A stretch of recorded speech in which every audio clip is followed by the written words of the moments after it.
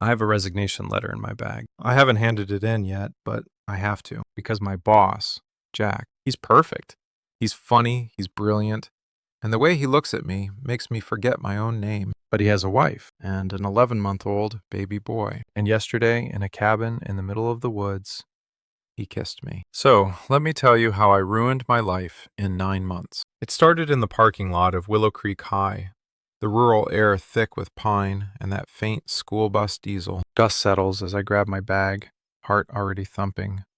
Not from the move, but from the glance waiting inside. Jack, my new head of department, leans against the office doorframe, his smile easy, eyes lingering a beat too long. I'm Fred, openly gay, fresh English teacher in this small-town school, ready to dive into Shakespeare and sonnets. But Jack's wedding band glints under the fluorescence, and beside his desk sits a photo of his 2-month-old boy, chubby-cheeked and grinning. That pull hits me instantly, a current I shouldn't chase. Our desks abut in this cramped space, shoulders brushing potential lines we can't cross. You know that feeling, right? When proximity promises everything and threatens it all. Weeks blur, but those small moments, his laugh echoing mine, a shared coffee, build the tension I can't ignore, each one layering on the weight of what I sense brewing beneath the surface, a forbidden current pulling me under despite every rational warning screaming to stay afloat. The first days feel like navigating a minefield disguised as routine. Jack's friendliness wraps around me like the office's worn leather chairs,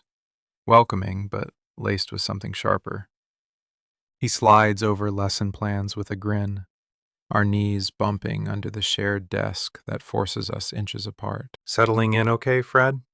He asks, voice low, like it's just us in the room. I nod, pulse quickening at the casual brush of his arm as he points to a margin note. Proximity amplifies everything. The scent of his aftershave, clean and woodsy.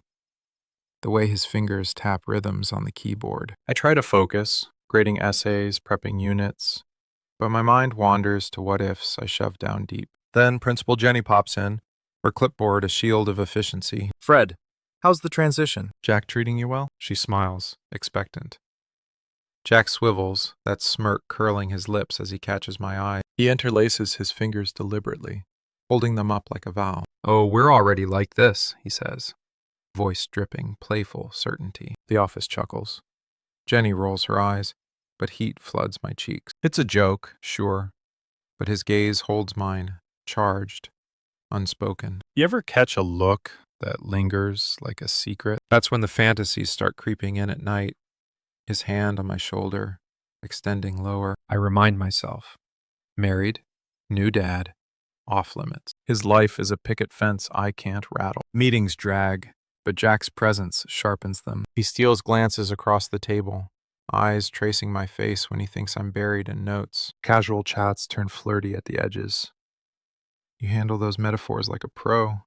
Makes me wish I had your way with words. I laugh it off, but inside I'm dissecting every syllable, every smile that brushes too close. The try-fail cycle kicks in hard. I bury myself in work, stacking papers like barriers, but our desks conspire against me.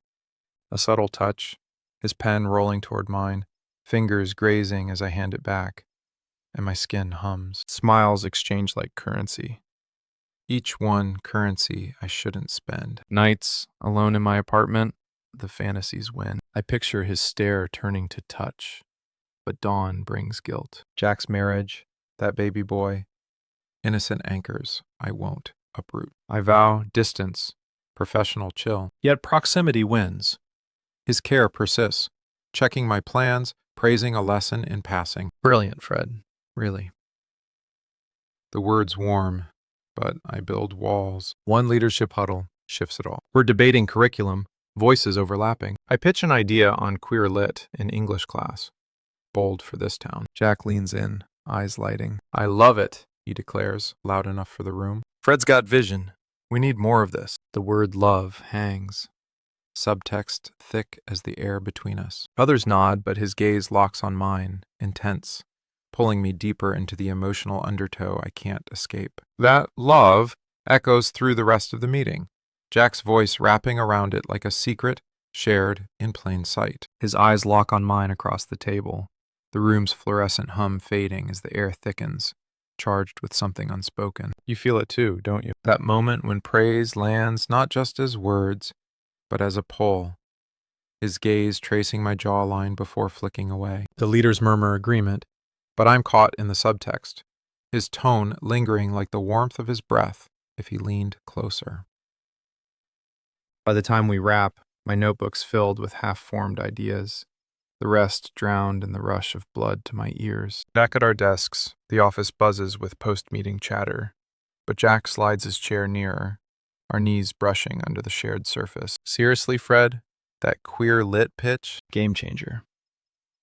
His hand rests on the desk edge, fingers inches from mine, the faint scent of his cologne, cedar and citrus, cutting through the stale coffee air. I mumble thanks, shifting back, but he doesn't pull away. Instead, he lingers, asking about my weekend plans with that easy curiosity that borders on invitation. Any big reads lined up?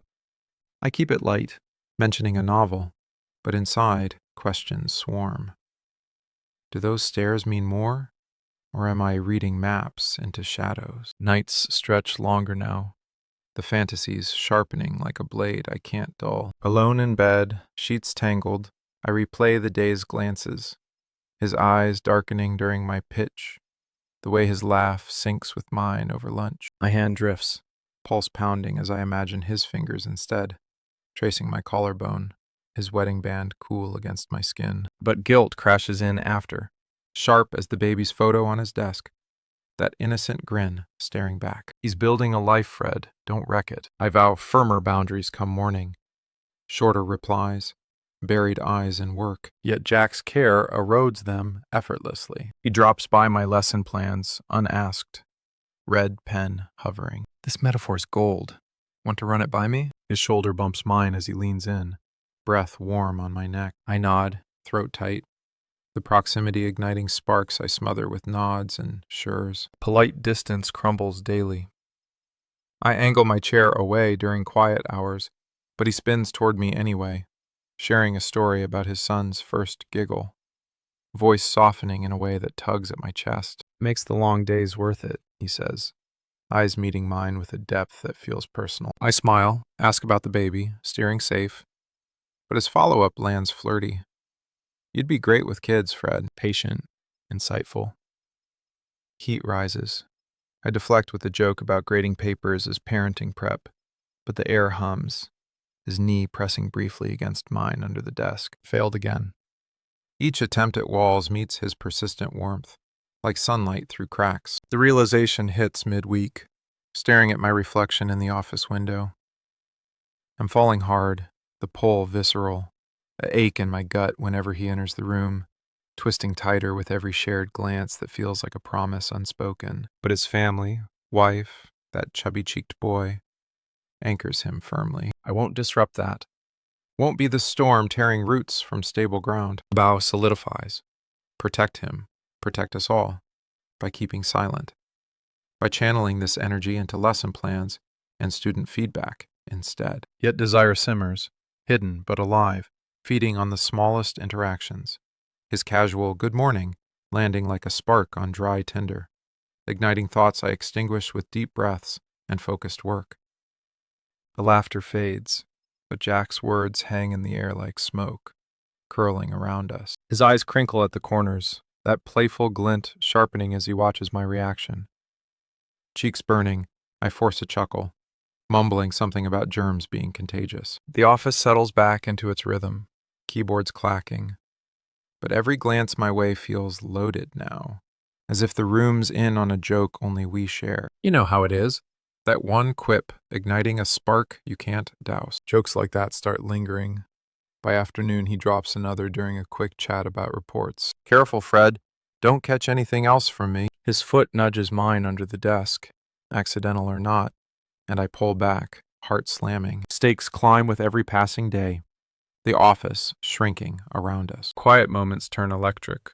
When the room empties for lunch, his stares grow bolder, tracing my profile as I type. I catch him once, mid-sentence about a lesson, his gaze dropping to my lips before snapping up. Heat floods me.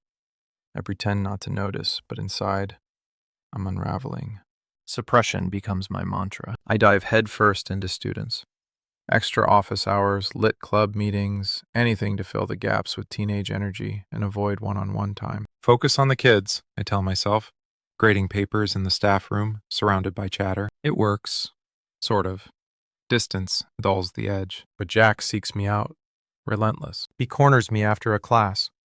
Hey, need feedback on that unit? His hand on my elbow, guiding me back to our desks, the touch lingering a second too long, sending jolts up my arm. Complications pile on like ungraded essays. Late night sessions hit hardest. End of term deadlines force us alone after hours. Fluorescence buzzing overhead, the building emptying to echoes, leaving just the hum of the lights and our shared breathing. We huddle over stacks, shoulders brushing as he leans in to point at a rubric. See here? Your insights shine. His voice drops, intimate in the quiet, and our eyes meet, holding longer than professional. This time, he doesn't just brush my knee. He presses his leg against mine under the desk and leaves it there, the warmth seeping through fabric like an invitation I can't accept. We make a good team, Fred. Work husbands, he says with a laugh that doesn't reach his eyes, which drop to my mouth instead, lingering there as the air thickens with the scent of his woodsy cologne mixed with stale coffee. An accidental brush turns deliberate, fingers grazing over a pen, and my pulse races in my throat, every nerve alive to the heat radiating from him. I shift away, muttering about fatigue, but he mirrors me, closing the gap. You're tense, Fred. Everything okay? Concern laces his tone, but his proximity, breath warm on my neck, cologne enveloping me, stirs the fantasies I've locked down, visions of leaning in, of shattering the distance with a touch that would change everything. Then his phone buzzes on the desk, a text from wife, with a heart emoji flashing on the screen, and the spell shatters, reality crashing back like cold water. I nod, throat dry, overthinking every gesture. Was that nudge deliberate? Does his laugh at my jokes carry the weight of something more? Or am I projecting my own unraveling desires onto the shadows of his married life? Internal conflict rages, a storm I can't outrun, whipping through my thoughts with every accidental proximity that feels anything but. Every flirty aside unravels me. Over coffee, he teases about my weekend. Hot date lined up?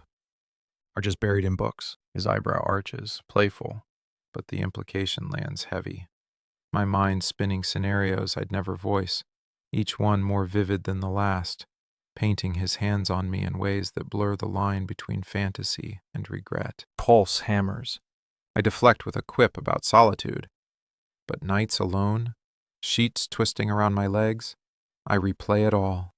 His touch, his stare, the press of his leg, hand wandering despite the guilt gnawing deep, a vice tightening around my chest as I imagine the fallout, the innocent life I'd disrupt. Jack's life flashes. Wedding photos on his phone, baby updates shared with that proud glow lighting his face. Reminders of the anchors holding him steady while I drift perilously close. I won't shatter that, yet the pull intensifies, a magnetic ache that hollows me out. Every failed boundary a crack in my resolve, widening with the weight of unspoken longing. I felt like I was the villain for even wanting him, but I hadn't done anything yet. Be honest. Have you ever been there?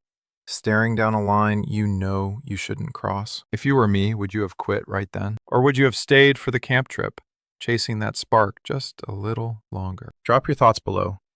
These stories hit close for a reason. Pressure builds to breaking. Whispers of end-of-year burnout circulate. I latch on, quietly drafting my resignation. Vague reasons, personal growth, new horizons, shield the truth. But as deadlines loom, the escape plan solidifies.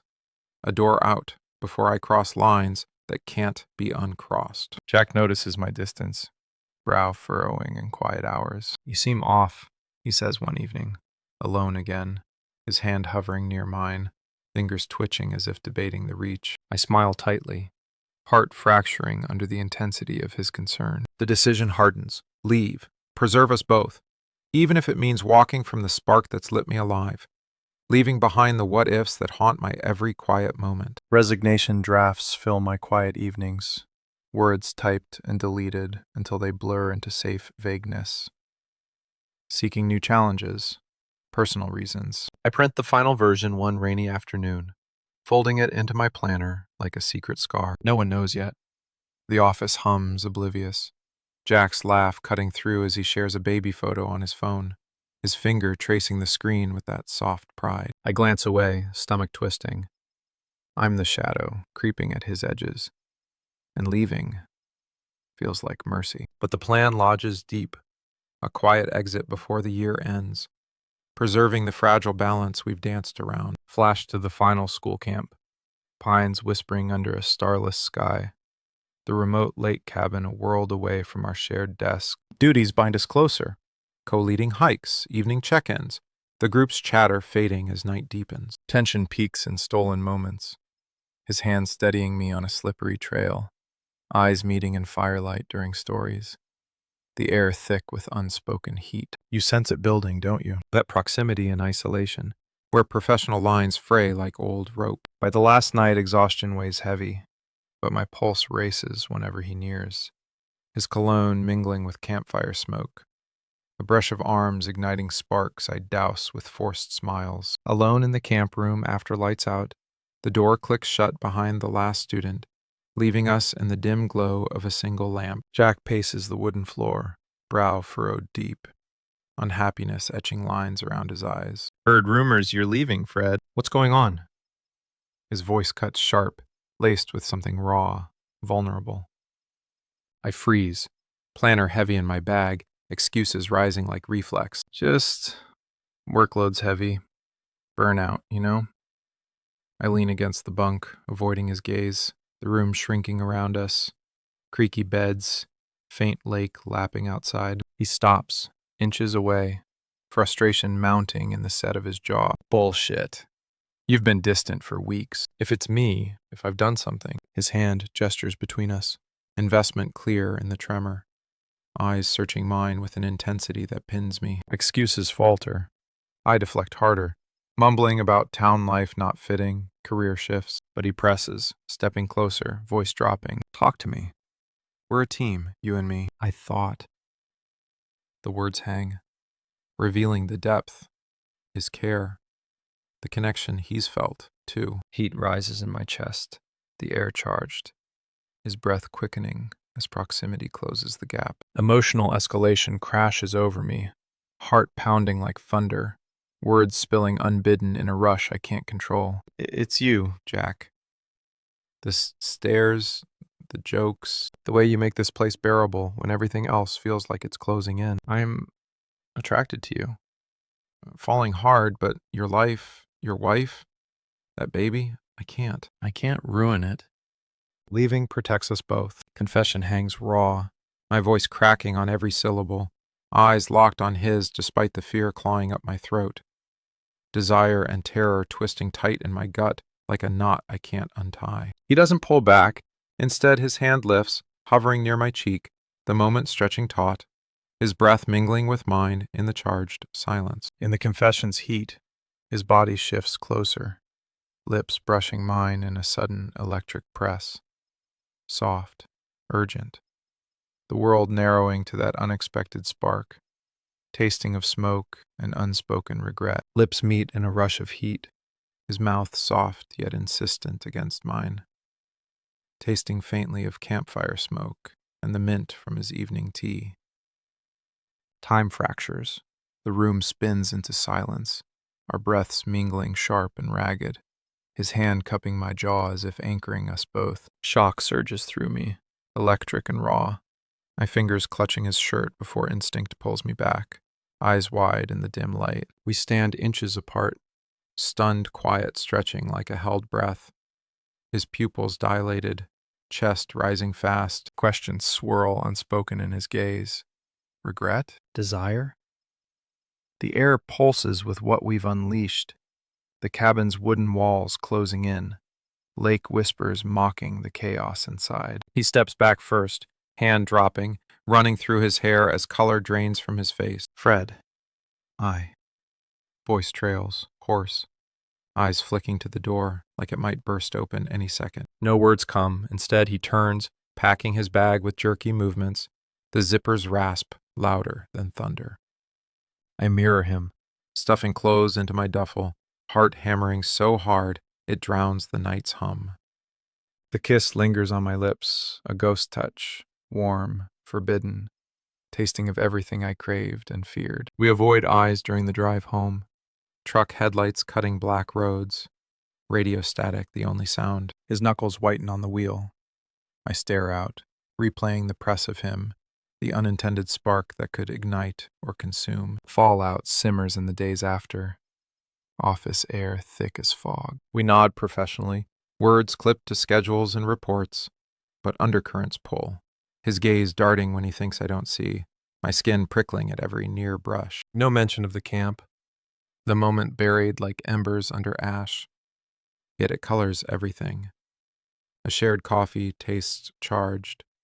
His laugh sends echoes of that kiss rippling through me. I finalize the resignation, letter sealed, but hesitation gnaws. Did he feel it too? That depth beyond impulse? His marriage looms larger now. The baby photo on his desk a silent accusation. Wife's texts buzzing his phone during quiet hours. I wonder about her. The life he's anchored to. If this fracture will widen or seal. Ambiguity coils tight as departure nears. Whispers circulate about my exit, but Jack stays silent, unhappiness shadowing his smiles. One last glance across desks. His eyes hold mine, conflicted, a question unasked. Does the kiss mean unraveling or a secret locked away? His family, intact on the surface, but what ripples have we sent? I pack boxes quietly, heart unresolved, the pole lingering like an open wound. Staring at the resignation letter on my desk, ink blurring slightly, the door to a new path cracks ajar. Feelings accepted, raw and real, but boundaries hold fragile. Amid what-ifs that whisper through sleepless nights, the spark neither confirmed nor extinguished. I left. I'm packing boxes right now. A part of me thinks I should have fought for him. Did I do the right thing, or did I run away from the love of my life? Tell me below.